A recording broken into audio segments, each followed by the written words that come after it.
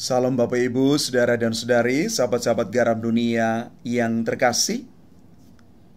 Kita semua pasti pernah mengalami kesedihan.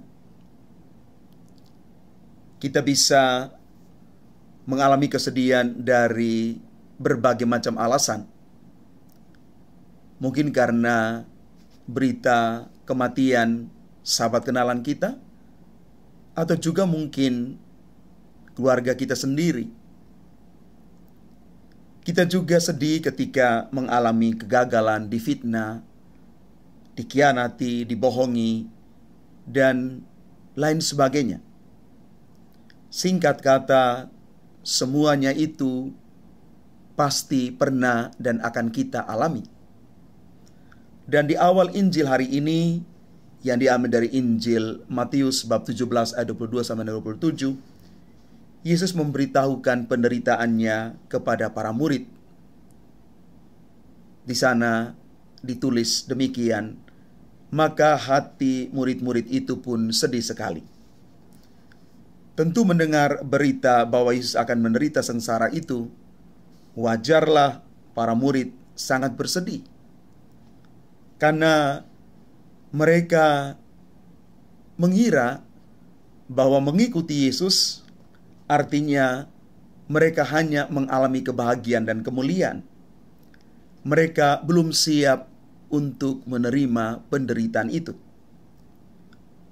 Maka yang terjadi, kesedihan ini bisa terjadi dan dialami oleh para murid mendengar berita yang tidak mengenakan dari Yesus itu, karena bukan dosa manusia dan dosa para murid yang sebenarnya menjadi penyebab sengsara Tuhan, tetapi kesedihan karena mereka tidak ingin mengalami penderitaan. Mereka hanya ingin supaya mengalami kebahagiaan, dilepaskan dari segala macam kesulitan hidup kalau mereka ingin ikut Yesus. Begitulah kira-kira kesedihan para murid tersebut, kesedihan yang egois. Dan pantas dicatat bahwa para murid kurang mendengarkan dengan baik, sebab selain memberitahukan deritanya nanti, Tuhan Yesus pun mengatakan bahwa pada hari ketiga ia akan dibangkitkan. Kebangkitan inilah yang memberikan penghiburan dan harapan bagi orang-orang yang percaya. Maka Bapak Ibu, Saudara dan Saudari yang terkasih, kita belajar hari ini untuk mawas diri. Barangkali kita sering bersedih hati sebab berbagai kesulitan dan kesusahan yang kita tanggung yang disebabkan karena mengikuti Yesus. Kalau kesedihan itu justru menuntun pada sikap mawas diri atas dosa dan kelemahan kita, itu baik.